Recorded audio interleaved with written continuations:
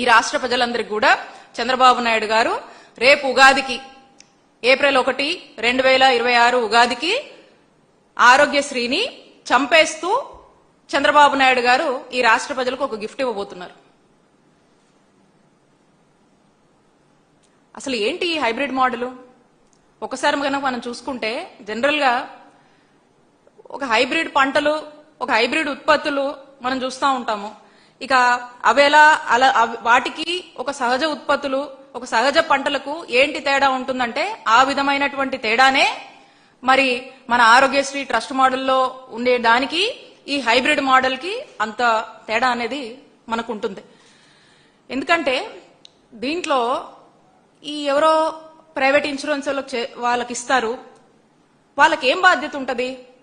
ఆ వచ్చేటువంటి రాష్ట్ర ప్రజలు వచ్చేటువంటి ప్రతి పేషెంట్ ని, పేద మధ్యతరగతికి సంబంధించినటువంటి పేషెంట్స్ ని చూడాలి, ఎట్టి పరిస్థితుల్లో వీళ్ళకి వైద్యం చేయాలి, వీళ్ళకు చక్కటి మందులు ఇవ్వాలి, ట్రీట్మెంట్ చేయాలనే అటువంటి ఆలోచన ఈ వాళ్ళకి ఎందుకు ఉంటది? వాళ్ళకి ఎంతసేపు కూడా డబ్బులు ఆదా చేసుకోవాలి, ట్రీట్మెంట్స్ తక్కువ చేయాలి, వాళ్ళకు బెనిఫిట్ అయ్యేలాగా వాళ్ళు ఆలోచిస్తారు.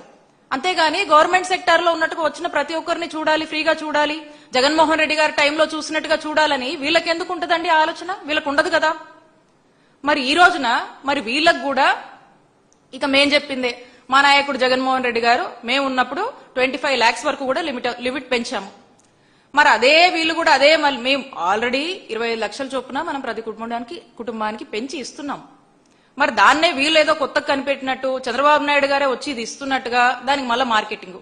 కాబట్టి మీరు మంచి చేయకపోయినా పర్లేదు, ఇక్కడ ఉన్నటువంటి ఈ రాష్ట్ర ప్రజల్ని, వాళ్ళ యొక్క ఆరోగ్యాన్ని నాశనం చెయ్యొద్దు అని చెప్పి మిమ్మల్ని రిక్వెస్ట్ చేస్తా ఉన్నాం. మెడికల్ కాలేజ్ ప్రైవేటైజేషన్ సంబంధించినటువంటి అంశము, అలాగే ఆరోగ్యశ్రీకి సంబంధించినటువంటి అంశం, ఈ రెండు అంశాల మీద కూడా ఆయన ఈ ప్రైవేటైజేషన్ పద్ధతిలో స్పీడ్ గా వెళ్లిపోయి ఇవన్నీ ప్రజల నుంచి దూరం చేసి ఎవరో ప్రైవేట్ వాళ్ళకి అప్పచెప్పుకొని సొమ్ము చేసుకునేటువంటి ఒక ఆలోచనలో భాగంగానే ముందుకు వెళ్లారనేది మనకు స్పష్టమైంది. ఎందుకంటే పొద్దున పేపర్లో అంతా కూడా మనం చూసాము.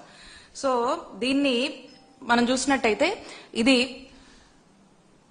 కొన్ని వేల మంది వైద్య విద్య అభ్యసించాలనేటువంటి విద్యార్థులకు వారి యొక్క ఆశలను కాలరాస్తూ, అలాగే ఉచిత వైద్య సేవలు ఒక ప్రభుత్వంగా ఇవ్వాల్సినటువంటి బాధ్యత వారి మీద ఉండగా ఆ బాధ్యతల నుంచి తప్పుకొని ఆ బాధ్యత ఇంకెవరికో అప్పచెప్పి దాని నుంచి ఏదో కిక్ బ్యాక్స్ ఆశిస్తూ మరి పూర్తిగా ఈ వైద్య వ్యవస్థని నాశనం చేస్తున్నటువంటి పరిస్థితులు ఏర్పడినవి.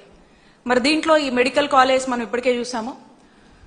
చాలా మంది కొంతకాలంగా ఈ చంద్రబాబు నాయుడు గారు ఈ పీపీపీ అని చెప్పి, ప్రైవేటైజేషన్ అని చెప్పి ఎప్పుడైతే ఈ మెడికల్ కాలేజ్ ని ప్రైవేటైజేషన్ చేయాలనేటువంటి ఆలోచనకు శ్రీకారం చుట్టారో అప్పటి నుంచి కూడా రాష్ట్ర ప్రజలందరూ కూడా పూర్తిగా దీన్ని వ్యతిరేకిస్తూ ఇది తప్పు అని చెప్పి అనేక ప్లాట్ఫామ్స్ లో ప్రజలు గొంతు విప్పి అనేక పార్టీలు కావచ్చు, అలాగే మా నాయకుడు జగన్మోహన్ రెడ్డి గారి పిలుపు మేరకు వైఎస్ఆర్ కాంగ్రెస్ పార్టీ చేపట్టినటువంటి అన్ని ప్రొటెస్ట్ కార్యక్రమంలో, అలాగే ఈ 1 కోటి సంతకాల సేకరణ అనేటువంటి ఒక గొప్ప కార్యక్రమంలో ప్రజలు ధైర్యంగా బయటకు వచ్చి ఈ మెడికల్ కాలేజ్ ప్రైవేటైజేషన్ కి మేము వ్యతిరేకం, దీనికి మేము పూర్తిగా మద్దతు ఇస్తాము, ప్రభుత్వంగా చంద్రబాబు నాయుడు గారు ప్రభుత్వం చేయాల్సినటువంటి బాధ్యత నుంచి పక్కకు తప్పుకొని ఈ రోజు ప్రజల్ని మోసం చేస్తామంటే మేమెందుకు కోరుకుంటాము? ప్రతి పేదవాడు, మధ్యతరగతి వాడు వారి యొక్క ఆవేదనని సంతకం రూపంలో మరి చేసి దీనికి ఎంత దూరమైనా పోరాడతాము, వైఎస్ఆర్ కాంగ్రెస్ పార్టీకి మద్దతుగా ఉంటామని చెప్పి, అలాగే ఎవరు కూడా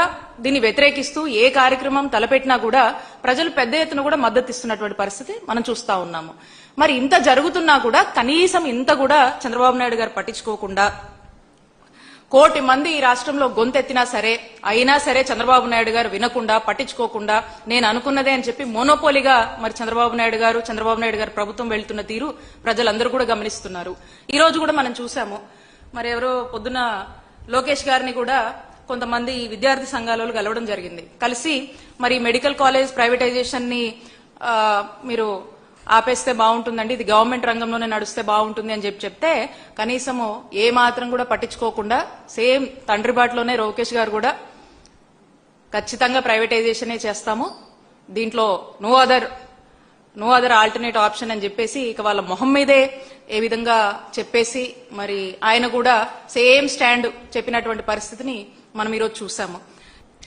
వాళ్లకు మనం వైద్య సేవలు అందించినా అందించకపోయినా మనల్ని అడిగేది ఎవరు, మన ధోరణి ఇదే, మన పద్ధతి ఇదే, వీటి ప్రైవేటైజేషన్ కి మనం అప్పచెప్పేద్దాము, మనం సొమ్ము చేసుకుందాము అనేటువంటి ఒక దుర్మార్గమైనటువంటి ఆలోచనతో మరి చంద్రబాబు నాయుడు గారు ముందుకు వెళ్ళటము.